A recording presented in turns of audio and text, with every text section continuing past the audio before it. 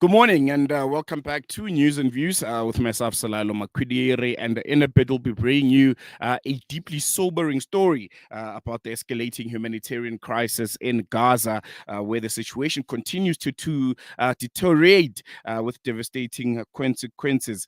Doctors Without Borders, an organization known for its life-saving medical efforts, particularly in conflict zones, has been hit with another tragedy. On the 10th of October, MSF lost a 31-year-old Nasir Hamdi Abdelatif Al-Sharfu, one of their own, who was a driver for MSF. But like many in northern Gaza, he found himself trapped amidst relentless bombardment after sustaining critical injuries from shrapnel.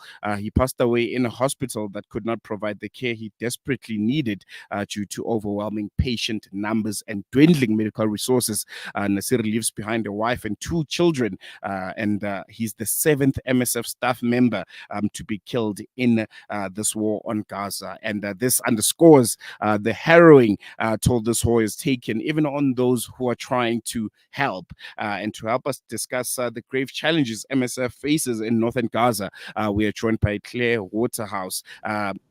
She's MSF's regional advocacy coordinator, and we'll explore how the war is pushed, closer to medical facilities. I think at this point, to even speak of medical facilities in Gaza is a bit of a stretch. There's literally nothing left anymore, and she'll be helping us just unpack some of the critical operations that MSF has undertaken, and just how difficult it has been working in those circumstances.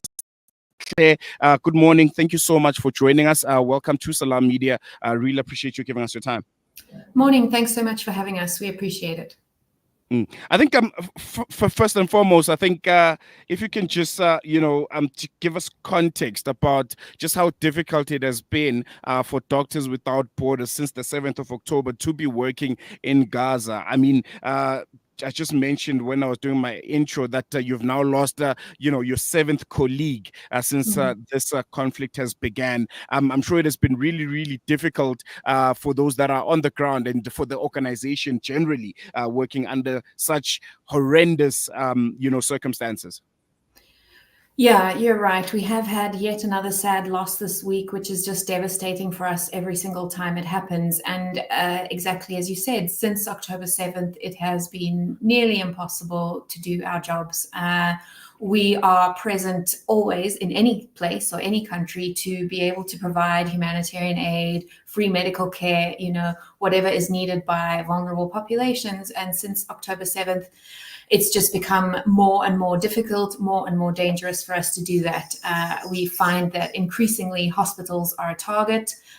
We find that healthcare workers are a target. And we are also barely able to get any kind of supplies into Gaza at the moment as well, which means that we are missing critical equipment, critical medicines in order to be able to do our jobs. We are seeing things like children dying on the floors of hospitals. We are being forced to operate on people without anesthesia, which is, I'm sure you can imagine, absolutely horrific. At the moment, only 17 of the 36 health structures in Gaza are partially functioning. And MSF, we ourselves have been forced to evacuate from 14 different health structures because as we go, we try to open up something new. We try to start providing care somewhere, and then it gets attacked again and we have to move again. So 14 different times we've had to do that, which has been obviously extremely disruptive to our ability to provide care. And we are really struggling. The health system is essentially decimated in Gaza. We are doing the best that we can. We've got operations in several hospitals which are only partially functional at the moment. We're also working a lot on the issue of clean water, because that is a major contributor to health issues. So currently we're providing 600,000 liters of clean water every day. But nothing is enough. Nothing is enough at this time. Since last year, we've treated, I think the number is 27.5 thousand people. And of that, 80% of those wounds were due to shelling. And another good chunk of that was due to bullet wounds. So we really are just seeing absolute devastation. And then the situation that people are being forced to live in as well is contributing massively to health issues. the lack of clean water I mentioned, just generally very inhumane conditions in the camps, not enough food, and just nothing to deal with really basic healthcare issues, let alone the massive wounds and injuries and trauma that we're seeing. So it's a very distressing situation. I'm not sure, to what extent maybe you'd be able to answer this question for me. But just out of curiosity, MSF has been in existence, I think, since the 70s. And I think it's not a secret. You guys have been literally everywhere, with been any kind of humanitarian disaster, whether natural or human induced, such as we're seeing in Gaza right now. But since, its existence, how has this particular, humanitarian disaster in Gaza fared in comparison to others, and just how much of your resources have been stretched? And have you ever experienced anything like this before? That's a really good question. You're right. We've been around since the 70s, and our mandate is to provide emergency medical humanitarian care wherever we are needed. So we have been, in pretty much any crisis you can think of, we've been there with a natural man-made. And look, it's obviously very difficult to rank things like this, but this is certainly one of the most severe situations that we've ever been in. Especially because international humanitarian law just is not being respected. Normally, civilians are able to find safe shelter, even if it's difficult. Normally, hospitals and healthcare workers are out of bounds. And that is just not being respected this time. And MSF, we pride ourselves on being neutral and impartial and independent. We don't take funding from any governments, all that kind of thing. But we do speak out when we see that things are unacceptable. And in this case, in Gaza, we have been speaking out since very early on after October 7th, because it immediately became clear that things were not happening even as they should in the rules of a conflict, which sounds like a strange thing to say, but normally there are some kind of rules. But in this case, nothing is being respected. And worse than that, we cannot get anything in to then ease this conflict and the suffering and to ease what is happening. Because, pre-October 7th, I think that there was something like between 200 and 400 trucks of aid coming into Gaza daily. Since October 7th, the day with the most trucks has been 240 trucks. And since October 7th, we as MSF have only managed to get 73 trucks of aid in. And that's, it ranges from important surgical equipment for us to like the most basic, like morphine and those kinds of things. And so it's critical for us. And the situation is there's no words for it, essentially. And it is truly one of the worst that we've ever seen. And if you add into that things that are happening around the world as well, in Sudan, the conflict in Ukraine is still going. There's mpox, all of those kinds of things. And now not to mention the threat that this Gaza conflict is becoming a full-blown regional conflict with what's been happening in Lebanon. Just our resources are stretched beyond words. Our teams are traumatized. Our local colleagues are traumatized. It's been an incredibly difficult year, and we are still in a privileged position compared to most civilians in Gaza. Mm-hmm. I want us to take a quick break, but then when we come back, I want to focus on, I think, a point that you made, the challenges when it comes to the healthcare system in Gaza, and just how that is limiting MSF to, undergo some very, very critical surgeries to those that have been injured in this combat. But we'll touch on that after this. Ahead with Salam Media. This is Salam Media, coming to you live from South Africa. After the recent attacks on Gaza, many families have been displaced, with their homes left destroyed. Through your donations, our teams are on the ground in Gaza, providing support and delivering necessary aid to families affected. The people of Gaza need your help. Give hope. Donate today to Penny Appeal South Africa. www.pennyappeal.org. 031 1100 573. Are here on the ground with many appeal organizations in Gaza. You know, it's a wonder how kids get anything done these days. With all the distractions, when do they even get time to study? As a mother, all I can really do is make sure they have all they need to perform at their best. That's why I choose to include Sunfoil, triple refined pure sunflower oil with every meal I make. Naturally cholesterol-free and approved by the Heart and Stroke Foundation as part of a balanced eating plan.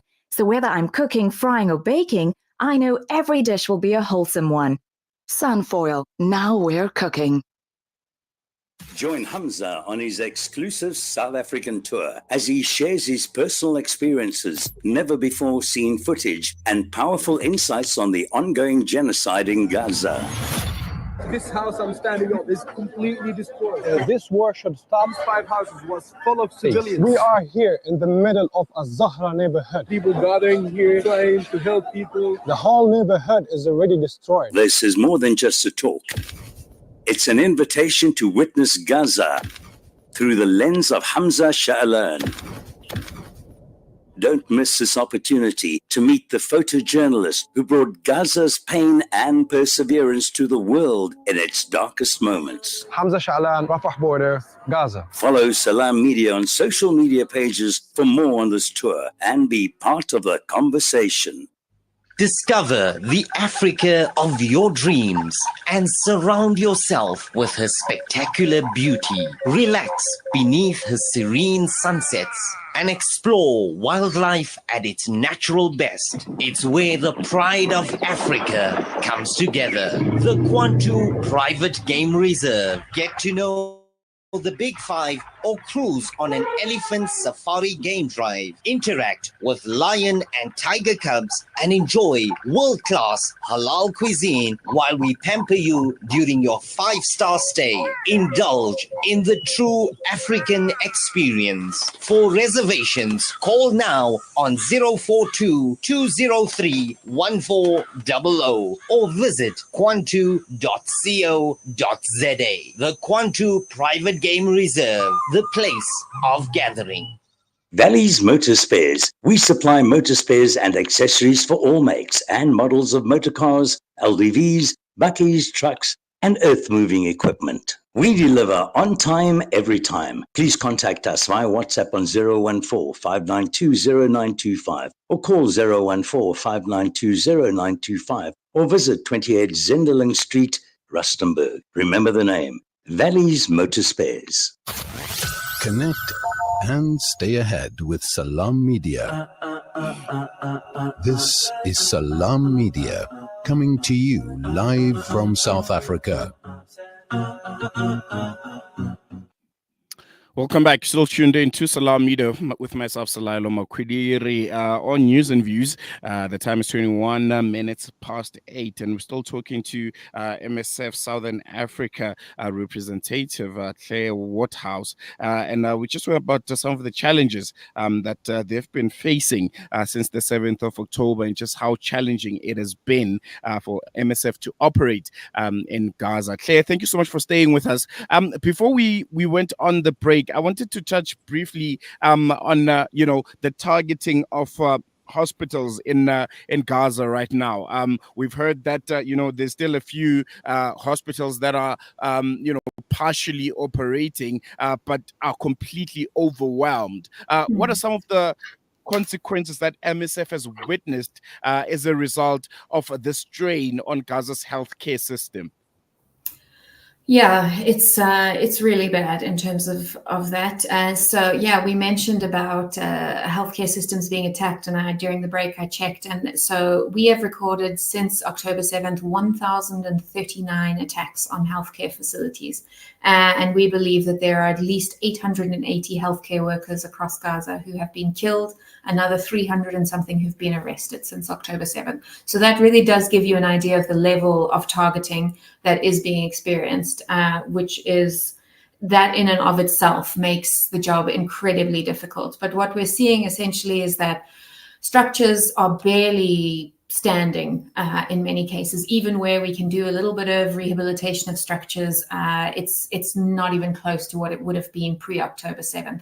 And then what we see is, as I mentioned, huge numbers of people coming in with emergency wounds after having been shelled or attacked, which is very difficult to cope with, especially when healthcare workers are being targeted, because what it means is that we don't have enough human resources to be able to do the work that needs to be done. There are a lot of extremely dedicated and brave healthcare workers across Gaza who are doing their absolute best. But the truth is that for some of them, it's not possible to get to the hospitals. For others, it's too terrifying. For many, they can't face it. And then, of course, the ones that we've lost in terms of they have lost their lives. Which means that we don't have enough people. As I mentioned before, we don't have enough supplies. We are missing, really the basic supplies. And we have a population that is highly traumatized. Mental health problems are significant at the moment, especially among children. And population that keeps getting displaced. So moving all around, many of the population has been displaced 2, 3, 4 times. And we estimate that at least 90% of the population has been displaced by this time. And that all culminates in a whole load of health issues. So we see malnutrition, we see communicable diseases spreading. I mean, I think many people heard about polio resurging in Gaza after 25 years.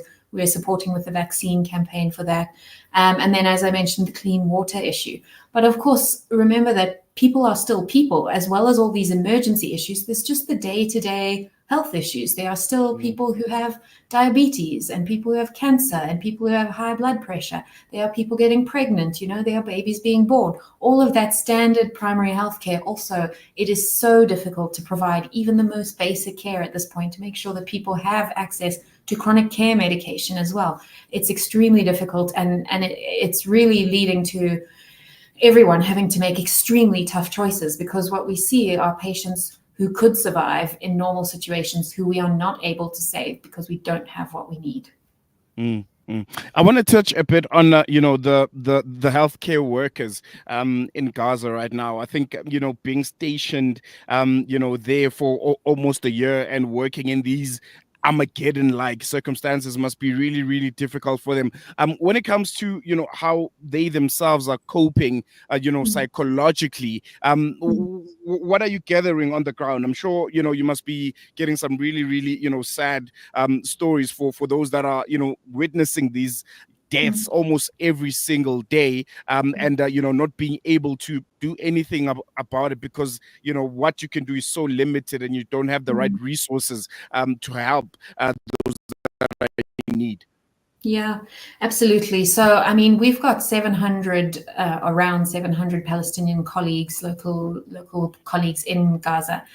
And we do our absolute best to support them as much as we can through any means possible. But of course, it is what they are living through is just, it's unimaginable, I think, to the average person. Many of them have seen their homes completely just smashed into nothing, destroyed. They don't exist anymore. Many of them have lost family members. Many of them have been in attacks themselves. And quite a few of them also have, managed to evacuate some of their families, so are alone and lonely and missing their families deeply and so worried about what's going to happen. And that's just on their personal side of their lives. Then when you go to the professional side of their lives, they are coming into a hospital every single day and just seeing death and truly awful injuries. The majority of injuries that we're seeing are things like crushed bones or big open gaping wounds. It's really terrible. And so that, of course, that takes a huge mental toll, because the stress of living under occupation is enough, a huge thing. But the stress of living under constant attack and also knowing that healthcare workers and healthcare facilities are not seen as safe is it is really taking its toll on people. And as much as our colleagues are extremely brave and loyal and dedicated to giving care to their fellow Palestinians, it is very, very difficult for them right now. And the only answer to any of this is a ceasefire. And MSF has been calling for a sustained, proper ceasefire since the very early days post October 7th. And it just feels like nobody is listening anymore, and that gets further and further away from us. But that is the only way that anything here can start to be eased. And as you mentioned, no one seems to be listening. It doesn't seem like there's going to be a ceasefire anytime soon. Actually, the opposite is happening. We're seeing the escalation and Lebanon now coming into the picture, and there seems to be a full blown regional war in the Middle East. What does this now mean for Doctors Without Borders? Are you going to continue operating in the region despite, the difficult circumstances? Do you have the resources to expand now into Lebanon and other surrounding areas? Yeah, it's very good questions, and of course we will remain in the region for as much and as long as we can. We are dedicated to always providing the help that is needed. So we've been in Gaza and in Lebanon actually for 20 years. We've been in Gaza for more than 20 years. Lebanon a very similar amount of time. So we have no plans to leave. What is difficult is looking after our teams, is getting supplies in, that kind of thing. So. And adapting our activities according to what needs to be done. So with Lebanon, we are following the situation extremely closely. We've sent in emergency teams, and we are busy scaling up our response there at the moment.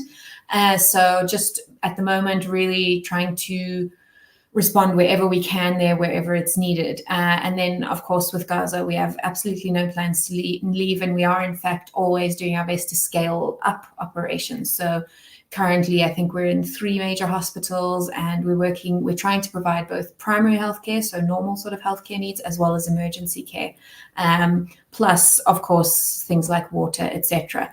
But of course, resources, I feel like there's never enough, right? It's really difficult. So I know that your listeners are incredibly supportive of this cause. If any of them do want to donate to what we're doing, they can do that on our website, which is www.msf.org.za. And we are grateful for anything we receive. It all gets funneled directly into treating patients because, as you mentioned, we simply don't have enough resources. We are quite stretched, and it's very, very difficult to keep providing care. But we will, with or without donations or support, we will not be going anywhere because we stay where we are needed.